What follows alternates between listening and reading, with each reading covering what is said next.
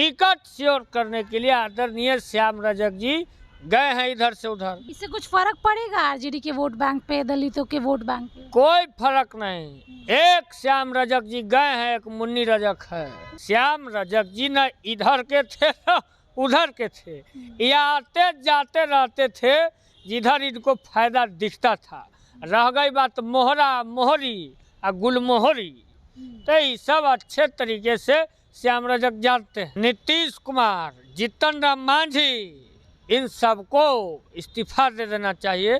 नरेंद्र मोदी सरकार में दलितों को सौ कुटाई किया, यहाँ SC ST OBC के लोग को लाठी से पाट दिया। उनके जाने आने से कोई फर्क नहीं पड़ता। आज नौजवानों का इतिहास है, छोड़ो कल की बातें, कल की बात पुरानी, नए दौर में मिलकर के लिखेंगे एक नई कहानी।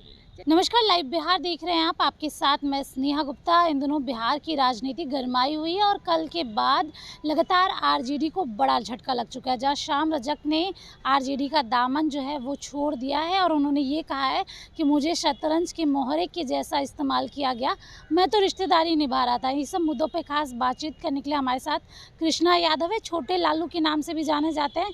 कैसे देख रहे हैं पहले इस इस्तीफे को?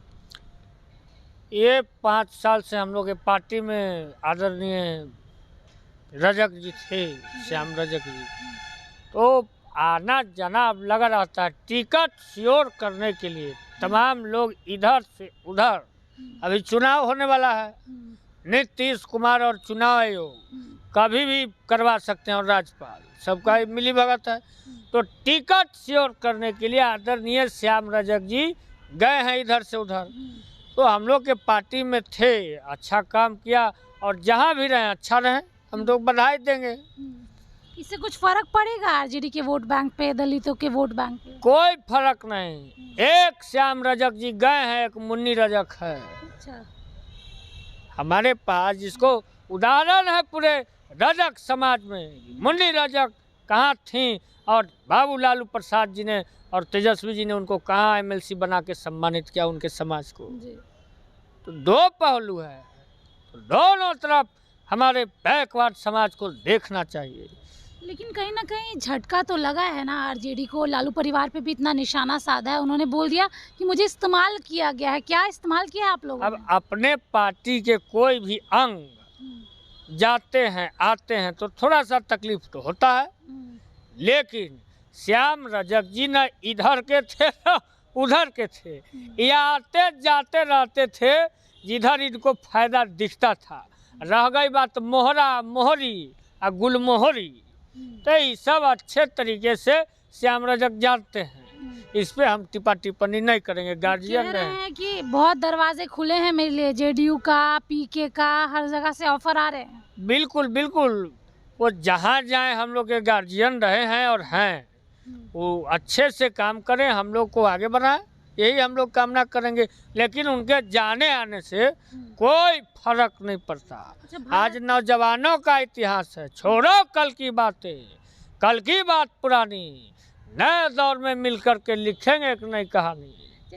एक सवाल ये भी है कि आपने देखा होगा भारत बंद था बीते दिनों, किस तरीके से लाठीचार्ज की, कहीं ना कहीं ये लग रहा है आपको कि दबे कुचले लोगों की आवाज़ दबाई जा रही है? नीतीश कुमार, जीतन राम मांझी, इन सबको इस्तीफा दे देना चाहिए। नरेंद्र मोदी सरकार में दलितों को सौ कुटाई किया, यहाँ SC ST OBC के लोग को लाठी से पाट दिया। नीतीश और भाजपा का सरकार, मांझी के सरकार, चिराग के सरकार ने तोड़ दिया, यहाँ दलित के लाठी से हड्डियां माथा फोड़ दिया और इस सब मुंह बंद करके मार खिलाते रहा। दलितों का अगुवाई कहने वाला जीतन राम मांझी, चिराग पासवान सब कहाँ चले गए? खाली SC ST के ये लोग वोट लेंगे और मुंह चमका के रबड़ी मलाई सत्ता का चापते रहेंगे दिल्ली में, और यहाँ दलित OBC पर मार करवाएंगे। लेकिन जीतन राम मांझी और चिराग पासवान के तो सुर बदले बदले नजर आ रहे हैं, दोनों एक दूसरे के अगेंस्ट ही हो गए। चिराग जी ने तो थोड़ा कहा भी, बोला भी कि ये गलत हुआ है। मांझी जी कह रहे हैं कि मतलब स्वार्थी लोग कुछ आ गए थे, यही कुछ लोग, पूरा ये कुछ है, पूरे भारत में बंदी है आरक्षण के ऊपर। और उसके बाद मांझी जी को शर्म के मारे डूब जाना चाहिए। अपने भाइयों को लाठी से मार खिलवा रहे हो और कह रहे हो कि ये स्वार्थी लोग थे। मांझी जी को धार करके अब फेंक देगा 25 में चुनाव के टाइम में। क्या विधानसभा चुनाव की तैयारी कैसी चल रही है? पूरे जोर पर है और हम लोग पब्लिक के बीच जाएंगे और बताएंगे कि आरक्षण खत्म कर रहा है। मेन लड़ाई है आरक्षण और बेरोजगारी, महंगाई, पलायन। इस पर हमारे नेता तेजस्वी जी ने काम किया है, नौकरी देने का काम किया है और हम लोग पलायन को रोकेंगे, आरक्षण बचाएंगे।